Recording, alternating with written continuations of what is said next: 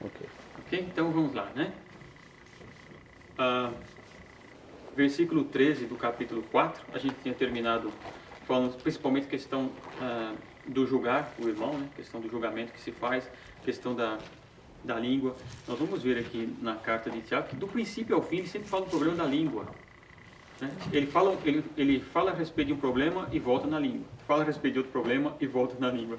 Fala outro problema e volta na questão do nosso modo de falar, né? Então aqui, depois de ter falado a respeito do julgamento que se faz às pessoas, né? Nós não devemos julgar a pessoa, senão nos tornamos juiz, né? Legislador da lei, contra a lei, não é? De Deus. Então, ele até termina dizendo assim, tu porém quem é que julgas o teu próximo? Né? Ou diga, quem é você para julgar o teu irmão? Né? Ou seja, se olharmos, é aquele negócio, se começarmos a confessarmos o nosso pecado diante de Deus, ficamos tão envergonhados que começamos a pedir perdão por nós mesmos e deixamos de julgar o nosso irmão. Né? A questão do julgamento vem principalmente devido ao nosso orgulho de achar que somos melhor que o nosso irmão. Né? Pois nós julgamos, não é? Quando eu acho que eu sou superior, que eu sou melhor, que eu tenho menos pecado, eu começo a julgar o meu irmão. Né? Mas quando eu caio em si e vejo quem eu sou, eu falo, não, peraí. Deixa primeiro eu me acertar aqui, porque ele nunca vai se acertar, né? Porque nós vivemos em corpo de carne, até ser renovados por Cristo, ok? Então o versículo 13 ele diz assim, atentai agora vós, que dizeis, de novo ele volta aqui a questão de nossas palavras, que dizeis, hoje ou amanhã iremos para a cidade tal, e lá passaremos um ano, e negociaremos e teremos lucros. Vós não sabeis o que sucederá amanhã. Que é a vossa vida? Sois apenas como neblina, que aparece por instante e logo se dissipa. Em vez disso, devíeis dizer, se o Senhor quiser, não só viveremos, como também faremos isto ou aquilo. Agora, entretanto, vos jactais das vossas arrogantes pretensões. Toda jactância semelhante a essa é maligna. Portanto, aquele que sabe o que deve fazer o bem e não faz, nisso está pecando. Então, de novo, ele volta na questão da nossa língua, né? Onde ele fala assim, olha, irmãos, vocês vivem dizendo assim, olha, amanhã ou depois vamos fazer isso. Né? Nessa época era aquela questão, as pessoas viajavam e faziam negócio, e está escrevendo para as 12 tribos dispersas de Israel, né? Que era um povo de negócio, muitos negociantes e tal. Então partiam de uma cidade para outra, ficavam um ano, faziam negócio e tinham lucros. E aí diziam, ano que vem eu vou para tal cidade, e lá vou fazer isso e vou acontecer. Então o apóstolo Tiago lembra a nós o seguinte, que nós não devemos dizer certas coisas, porque nós não sabemos se amanhã nós vamos estar vivos. Ok? Ele diz o seguinte, o que é a vossa vida? É como uma neblina, que aparece e daqui a pouco se dissipa. Essa é a realidade da nossa vida. Né? Na realidade, então, esse chavão que nós usamos, se Deus quiser, está certo. É certíssimo, né? Certíssimo. Né? Se Deus quiser. Tem até aquela anedota, né? Fala do camarada que estava indo a cavalo do sítio, né? Indo para um baile. E passou em frente ao camarada. E o amigo dele perguntou, você vai aonde? Ah, estou indo no baile. Oh, se Deus quiser, né? Se Deus quiser eu vou, se Ele não quiser eu vou também. Quando chegou na frente, o cavalo empacou e jogou ele na lagoa. Aí voltou para casa. No outro sábado, a mesma coisa. Tá indo a cavalo, passou perto do amigo. Tá indo para onde? Indo pro baile. Se Deus quiser, né? Se Deus quiser eu vou pro baile, se não quiser eu vou pro lago. Então quer dizer, é a jactância da pessoa de dizer, vou fazer isso e vou acontecer, isso é orgulho, não é? Não, olha, vou fazer isso, vou fazer aquilo, ou vou acontecer. O apóstolo Tiago diz que a nossa vida, não sabemos se vamos acabar essa reunião de hoje, ou se só saímos da porta vamos morrer. Domingo eu estava conversando com o pastor Juraci sobre isso, né? Pensando, quem será que vai primeiro, né? Você! Assim seja. Como diz o camarada, vai você, né? Mas não sabemos quem vai primeiro, né? E a gente fica pensando, como será o meu dia? Como será que eu fechar o olho e acordar diante do Criador do Universo. Né? Como será esse dia? Né? Eu já disse para vocês que eu penso isso de várias vezes por dia, né? E todo dia. E é algo bom de se pensar, porque é a única certeza que temos na vida. Eu não sei se eu vou ficar rico, se eu vou ficar pobre, se eu vou ficar doente, se eu vou ter saúde. Nada disso eu tenho certeza. Mas uma certeza eu tenho absoluta. Eu vou morrer. Isso é batata. Então eu devo pensar nas coisas que eu tenho mais certeza que as que eu não tenho, né? As outras coisas eu não penso muito, mas na morte é algo que eu tenho certeza. E é o que Tiago está alertando. Né? Nós dizemos e nos enchemos e dizemos, vou fazer isso, vou fazer aquilo, que vou fazer, que vou acontecer, ano que vem vou comprar isso, o verão que vem vou fazer isso, ou o inverno que vem vou fazer isso, ou vou juntar tanto para o inverno, ou vou... Irmãos, nós não sabemos. Está falando da neblina? Ali, quando a gente sai de São Paulo, vai para Campinas, tem a Bandeirantes. A neblina, você fala, é um negócio tão fechado, para quem conhece aquela estrada ali, que você fala, meu Deus, isso aqui nunca vai acabar. E de repente, certa hora, ela some. Acabou. Eu levantava de manhã, eu morava em meio de duas represas em São Paulo, a Itaiaçupeba e a Billings. De manhã cedo era aquela neblina feia. Mas daqui a pouquinho, quando o dia ia clareando, sumia a neblina.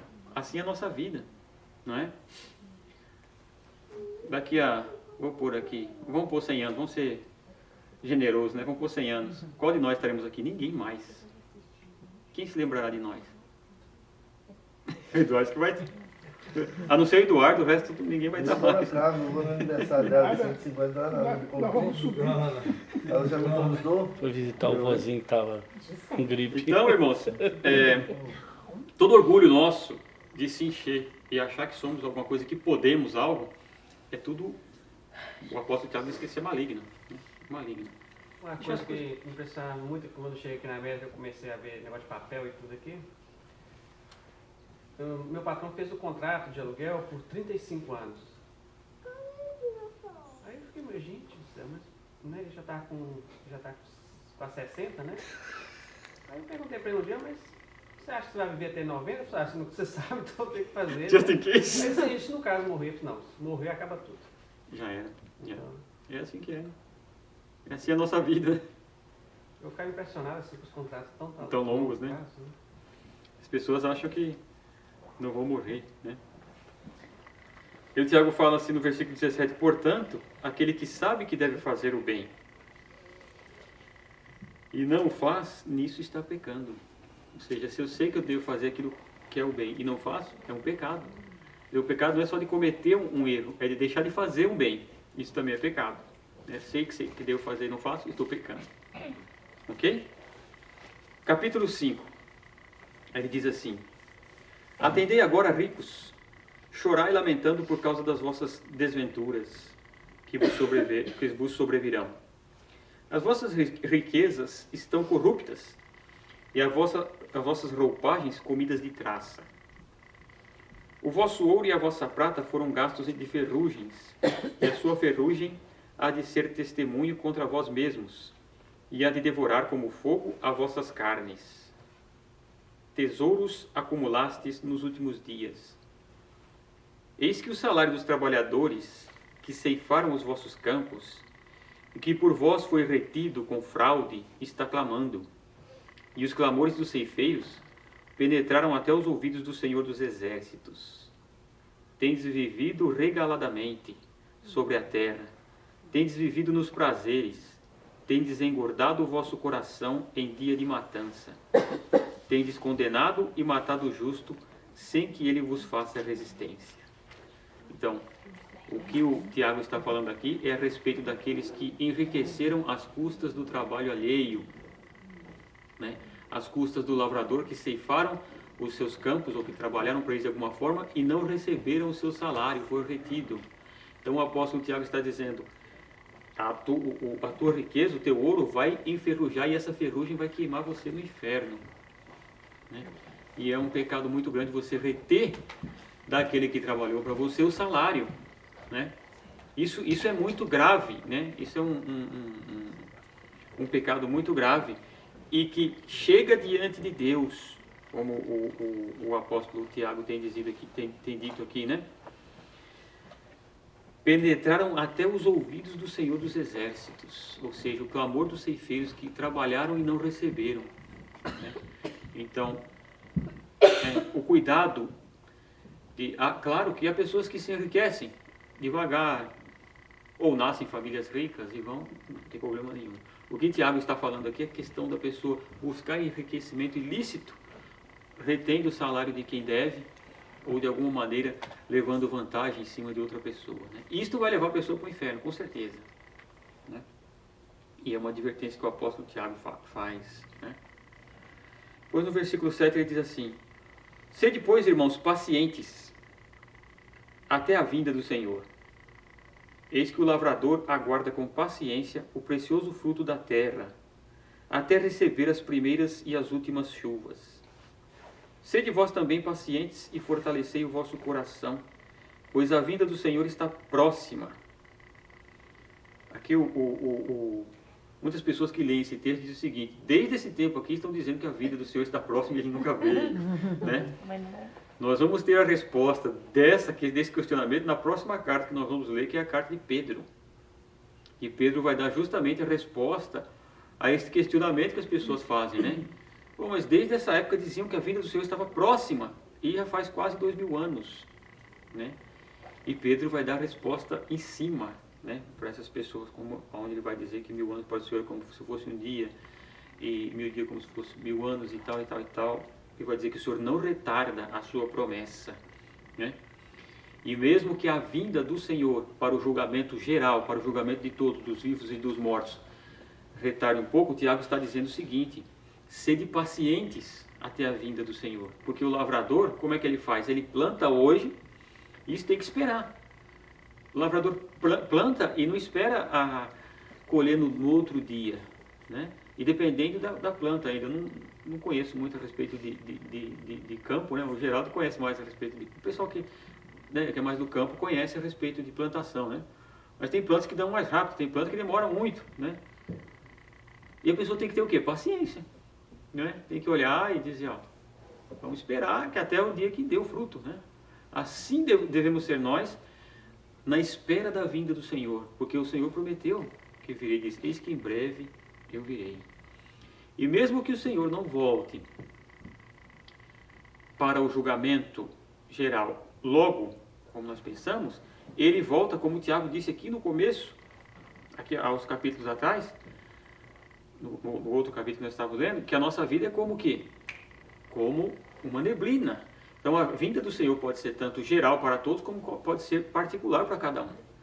Né? O Senhor pode voltar para mim esta noite, né, e me tirar daqui. Então, devemos ter paciência pelo que estamos passando e saber o seguinte, que a nossa casa, a nossa cidade não é aqui na terra, né? A nossa cidade está no céu. Como nós temos falado bastante, aqui é provisório, né? O eterno, né? Por isso que Jesus diz: não acumuleis tesouro na terra, onde a traça pode corroer, a ferrugem come e tal. Acumule o vosso tesouro aonde? No céu. Lá não tem traça, não tem ferrugem, não tem nada. Ou seja, o apóstolo Paulo diz, né? As coisas que vemos, as coisas visíveis, são passageiras, e as invisíveis são eternas. Olhar, atentai para as coisas que são lá de cima. É para essas coisas que nós devemos prestar mais atenção. E aí vem em nossa mente as palavras do Cristo, não é? É buscar em primeiro lugar o reino de Deus e a sua justiça.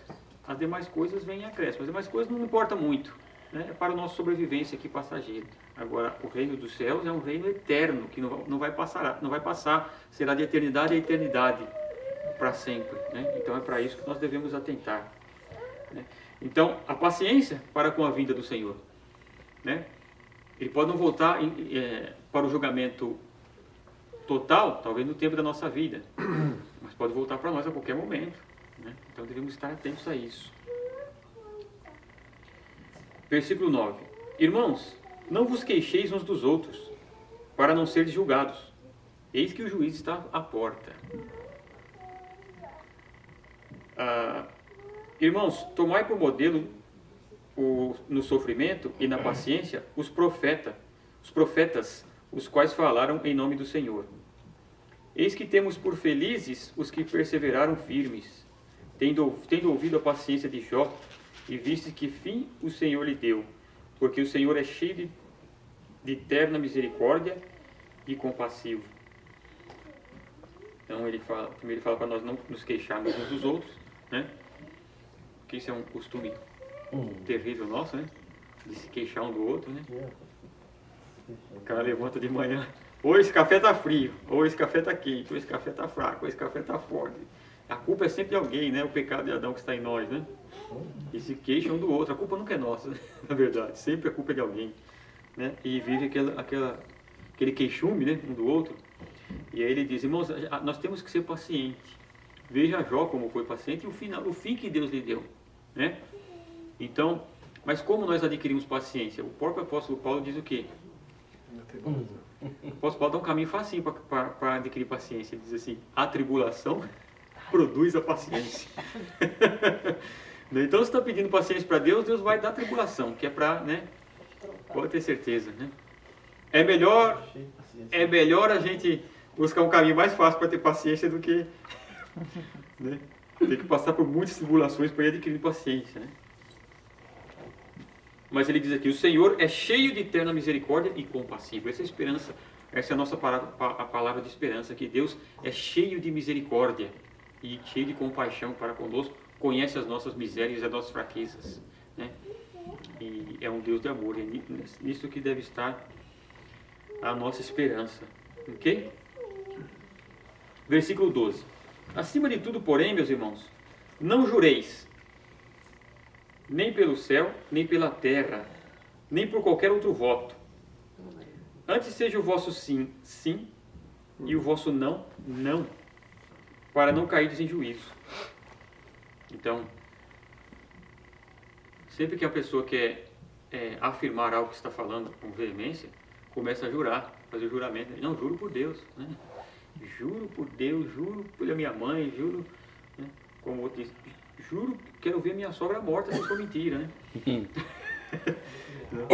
Então, o apóstolo Tiago diz o seguinte, não devemos jurar nem por Deus, nem pelo céu, nem pela terra, por nada. O nosso sim tem que ser sim e o nosso não deve ser não. O que passou disso é de procedência maligna. Não quer dizer que o juramento é pecado, quer dizer que o homem tem que ser homem só. Quer dizer que tem que ser firme. Pode até ser pecado, mas o que importa é o homem ser homem. Ser firme naquele pedido. Às vezes, quando se faz uma pergunta para a pessoa, quando a pessoa é colocada em certas situações, ele tem aquela palavra doble, né? Ele fala uma coisa querendo dizer outra, ou diz coisas de duplo sentido, né? Ou uma pessoa, quando quer dizer algo para outra, não tem coragem, joga uma indireta. Tudo isso é de procedência maligna, né? Tudo. E esse processo que tem quando você vai na corte, vai na imigração, né, pro casamento? Que você tem que jurar. Isso. Jurar pelo Almighty God. Esse não é o tipo de juramento que Tiago está falando aqui, né? A questão do juramento, quando se jura na corte ou quando se jura em qualquer lugar, é um juramento feito no nome de Deus de coisa séria em dizer a verdade. Não para afirmar uma verdade que você quer afirmar para a pessoa, ou talvez algo que você não tem certeza, ou quer que a pessoa acredite naquilo que você está falando, você jura. Aí é de procedência maligna. Então, ele diz, o nosso sim tem que ser sim, e o nosso não, não. Né? Você está dizendo a verdade? Né? Não, estou dizendo a verdade, sim, claro. E aí a pessoa começa, não, juro por Deus, e juro... Tá. Você vê Pedro, né? Pedro, quando chega ali diante de Cristo, e a empregada vê que ele está ali, fala, ele estava com ele. Pedro fala, não estava não, negou. Estava com ele sim. Na terceira vez, Pedro já começa a, não, jogar praia, já começa a falar um monte de coisa, não, que pelo amor... Quer dizer, isso ele estava mentindo, né? Isso é procedência maligna, né? Em nós. Então, o nosso sim tem que ser sim, o nosso não tem que ser não, né? E não usar de dobre palavra, não usar de juramentos falsos, não usar de certos juramentos em coisas vãs, né? Simplesmente em coisas vãs que as pessoas estão falando e usam de juramento. Isso é desnecessário e é de procedência maligna, né? Nossa palavra tem que ser uma só, né? Quantas pessoas não juram por Deus certas coisas e depois mudam, né? Ah, não era bem isso que eu quis dizer. Como não era bem isso, né? É isso, né? Então, desse tipo de juramento que o apóstolo Tiago está falando aqui, né? É o juramento sem o objetivo sincero do coração do ser humano. Mas mais uma coisa, provando assim, a ideia de Deus de viver bem aqui na Terra. Porque quando eu, por exemplo, no meu caso, quando eu minto uma coisa ou saio pela tangente, eu sofro, eu me incomodo. Aí, quando eu falo a verdade, às vezes me dói muito. Mas com a pancada, quando você... Então, a maneira de viver bem, eu acho que está explicando, a Bíblia todinha só explica isso. Exatamente. Não, É eu o acho que manual não é do- o caminho para ir para o céu, a Bíblia, é o caminho de viver bem aqui. Você veja que as Escrituras Sagradas contam a nossa história da salvação, mostram Cristo e pregam para nós a palavra da salvação, que é por Cristo que nós vamos. E dentro das Escrituras Sagradas, tem vários conselhos para uma vida prática aqui na Terra, né? A vida ética. Isso aí a gente estuda, quando se estuda teologia, que vai estudar ética cristã, fala justamente disso. O que é a ética cristã? É justamente o modo cristão de se ver melhor aqui. É o manual. Você compra um aparelho, você quer que ele funcione melhor, você lê o manual, né? Isso não quer dizer que não vamos ter problema, então, mas nós vamos entender os nossos problemas, né? Entender o porquê daquilo, entender o porquê estamos passando por aquilo. Então, todas as Escrituras Sagradas, além de nos pregar a salvação, que é o mais importante em Cristo, ainda nos ensina a viver. Quer dizer, não é? É algo assim realmente maravilhoso. Por isso a importância de estudarmos a palavra de Deus, né?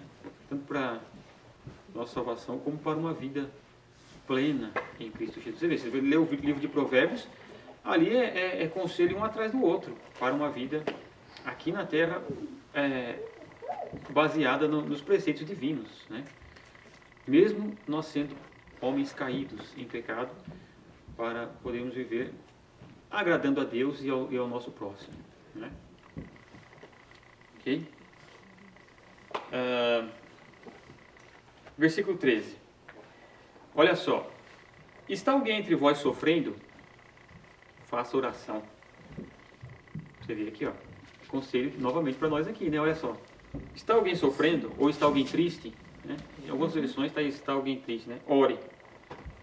Está alguém alegre? Cante louvores. Está alguém entre vós doente? Chame os presbíteros da igreja, e estes façam oração sobre ele, ungindo-o com óleo, em nome do Senhor. E a oração da fé salvará o enfermo, e o Senhor o levantará, e se houver cometido pecados, ser-lhe-ão perdoados. Então aqui Tiago expressa a questão, se alguém está triste, ore diante de Deus, derrame diante de Deus sua tristeza, fala porque está triste e tal, ore ao Senhor e peça consolação a Deus. Está alegre, cante louvores, louve a Deus e agradeça pela alegria. Está enfermo, chame os presbíteros, ou os pastores, né, para que unja a pessoa com óleo. Ou seja, aqui Tiago nos dá uma advertência de para que serve o óleo dentro da comunidade cristã, ok? É para ungir enfermos, ok? E ore por ele, porque a oração da fé curará o enfermo, e se tiver cometido algum pecado, eles serão perdoados. Hoje tem se expandido muita informação da questão de ungir tudo, né? As pessoas hoje têm uma predisposição, não, minha casa está com situação, chamar alguém, não, você pode ir lá ungir. Muitas pessoas da igreja já no começo falavam, pastor, você pode ir lá em casa ungir? Eu falei, eu posso ir lá na sua casa ungir você. Agora, casa a gente não unge, a gente ora. Carro a gente não unge, não vai ungir o carro, né? Porque, biblicamente, você unge por uma atividade específica, né? Uma situação específica de enfermidade. Né? Isso é o conselho bíblico. Mas hoje se proliferou assim, que tudo as pessoas ficou condicionadas. Se você ungir, o mal vai sair, se você ungir. Eu sei porque no começo da fé a gente tinha pessoas que com sinceridade fazia isso, né? No sentido de achar que colocando aquela... Não faz mal. Não, mas não é mas não é esse o objetivo. Né? Ou ungir chave de carro, né? Se eu compro um carro, unge a chave do meu carro. Poxa, abençoa. Você, não? Né? Então, o óleo da unção é feito para ungir pessoas, o ser humano. Né? Tanto é que a palavra ungido é Christos, no grego, né? Que é Cristo para nós, né? Que é ungido. No hebraico seria Mashiach, que é Messias, né? Ou quando está sendo separado alguém ao ministério. O ministério no que caso se unge ali com óleo, né? e tal, né? Como aconteceu com Davi. Com Davi que foi ungido. Pessoas, né? A unção é para pessoas. Então, se dissemina a questão de se usar o óleo para qualquer coisa, né? E isso não é bom porque acaba mistificando as coisas, né? E acaba não dando o valor que se deve dar às coisas que são certas, que são coisas que Deus ordena, né? Então ele fala, vai lá e unge a pessoa com óleo, né? Ou seja, por quê? Porque o óleo representa justamente tanto o Espírito Santo como o próprio Cristo, que é um ungido, né? O Christos, né? Então, e a oração da fé salvará o enfermo. Então, é aqui que Tiago nos dá faz essa observação bem para o nosso tempo, né? Que vem bem a calhar, né? Não, agora eu sei. Uma outra hora você pode falar sobre esse óleo, porque a simbologia ou a significância desse óleo, porque só a palavra não basta, a oração não basta. Não sei se você não vai falar agora. Não, qualquer dia vamos fazer falar só sobre óleo, a questão do óleo no Antigo Testamento, no Novo, a questão do óleo em Reis, a questão do óleo no tempo de Cristo, a questão da oliveira. Enfim, é uma simbologia muito grande, né? E a questão do símbolo, o símbolo externo, isso é chamado teologicamente sacramento, né? Que é a expressão externa de algo que está acontecendo interno, né? Para a fé da pessoa. Ok? Nós vamos falar sobre isso qualquer dia. Né? Versículo 16, olha só. Confessai, pois, os vossos pecados uns aos outros e orai uns pelos outros para seres curados. Muito pode, por sua eficácia, a súplica do justo. Então, quando fala confessai os vossos pecados uns aos outros e orai uns pelos outros para que sejais sarados, para que sejais curados, nós voltamos novamente àquela aula que nós falamos na outra semana, né? Que dificilmente você encontra hoje uma pessoa de confiança que você pode chegar para ele e falar tudo. E amanhã não vai sair no Tribuna, não vai sair no News Time, não vai sair em nenhum jornal da cidade. Aí entra a ética cristã no caso, né? Aí entra a ética cristã. Porque tem que se saber, tem que ser uma pessoa de muita confiança e tem que ser uma pessoa madura. Porque a questão da pessoa passar o que falou para o outro, uma vez o pastor José Rodrigues falou isso.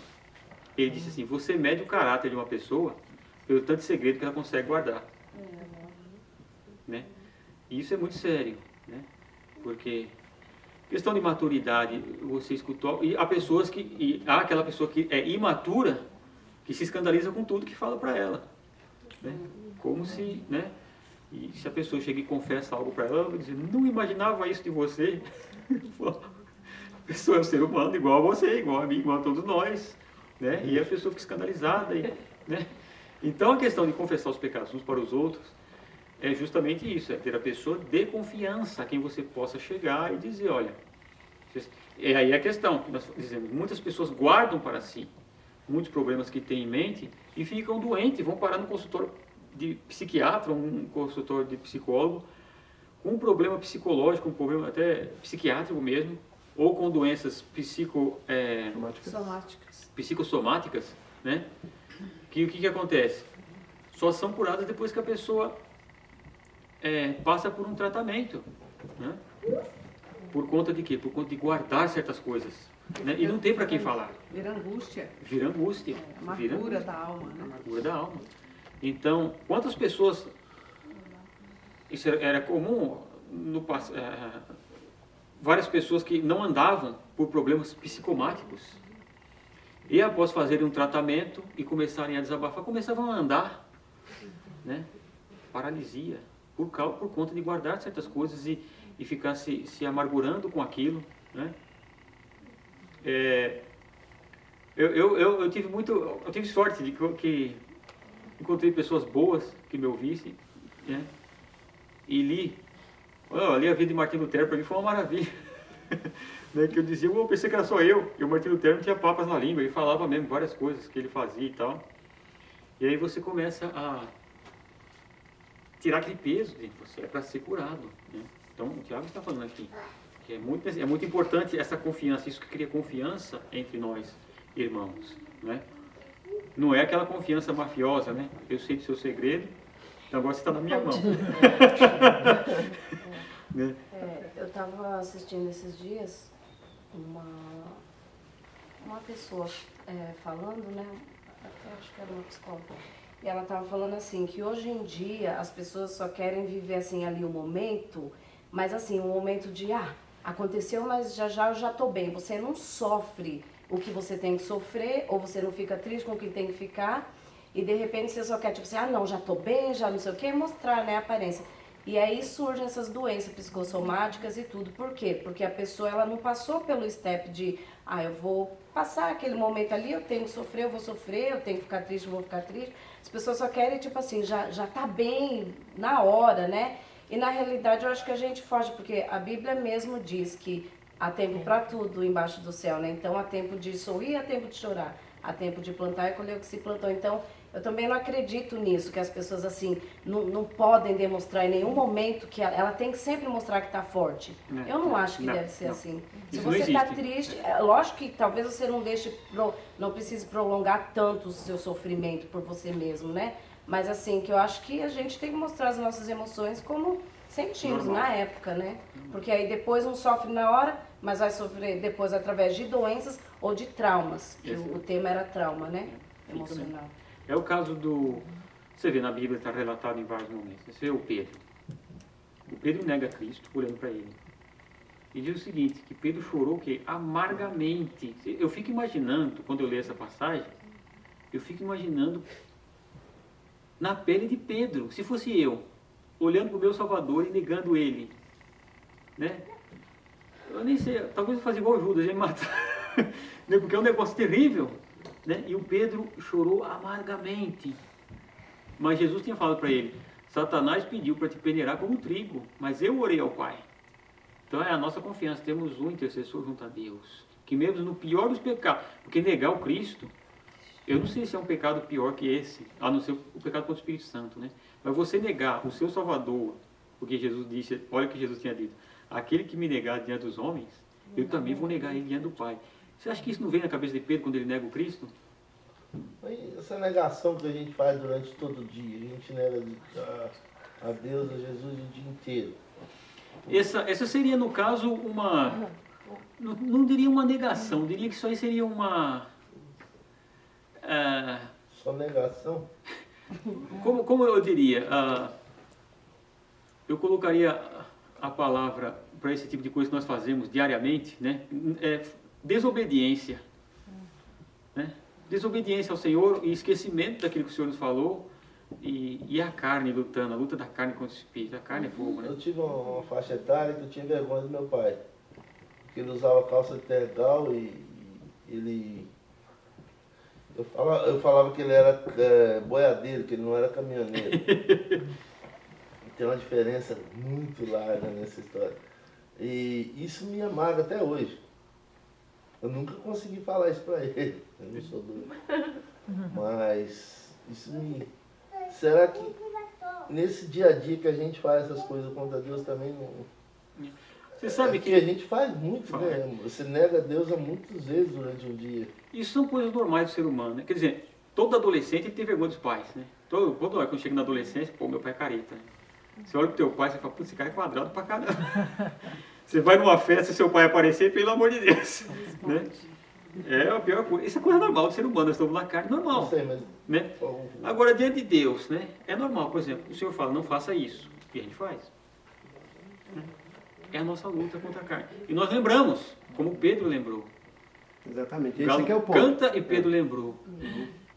Era verdade. E ele chorou amargamente. Então, a questão não é a diferença de Pedro e de Judas, é isso. Judas já estava condenado aí. Vê que Judas pega e peca, e faz o quê? Vende o Senhor e vai se enforcar. Não é? O Pedro vai pedir perdão. Ele vai lá e fala, Senhor, eu pequei e tal. Então, o nosso dia a dia, pecamos e erramos. Irmãos, isso é normal da carne. O cair é do homem, não diz a Bíblia, e o levantar é de Deus. Agora, a diferença nossa, que somos cristãos, para o mundo é essa. Pecamos, e na hora vem na nossa mente, Ah, mas isso é pecado. Aí você fala, oh Deus, perdoe-me e tal. Se levanta e continua.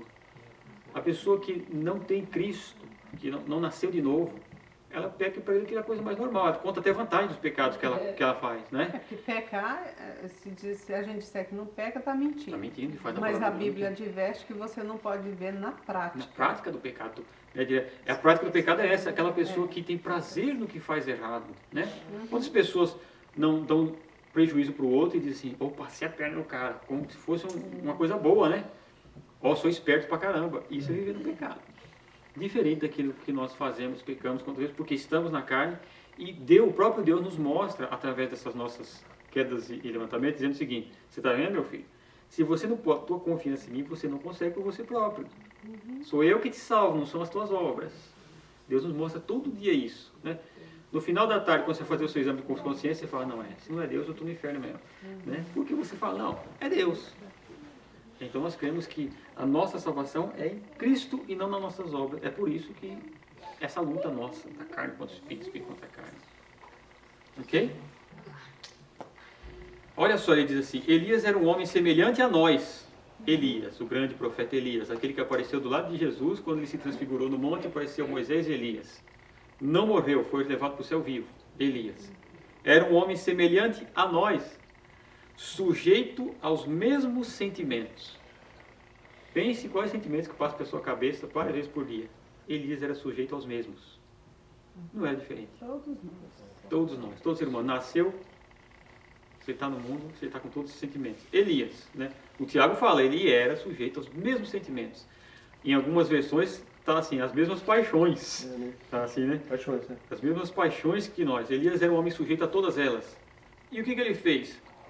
Né? Orou com instância para que não chovesse sobre a terra, e por 3 anos e 6 meses não choveu. E orou de novo, e o céu deu chuva, e a terra fez germinar os seus frutos. Meus irmãos, se algum entre vós se desviar da verdade, e alguém o converter, sabei que aquele que converte o pecador do seu caminho errado salvará da morte a alma dele, e cobrirá multidão de pecados. Então, não é que se desvia para a perdição, é aquele que de repente não está vendo que está fazendo errado. Você vai e adverte ele, fala, irmão, isso é errado. É uma vacilada. Lembra-se. Então, aqueles que estão advertindo o irmão, o que acontece? Né? Salva o irmão da condenação e cobre uma multidão de pecados. Ok? Então, aqui nós terminamos a carta de Tiago e nós vamos começar a carta de Pedro na próxima semana. Pode apertar o botãozinho vermelho aí. Obrigado.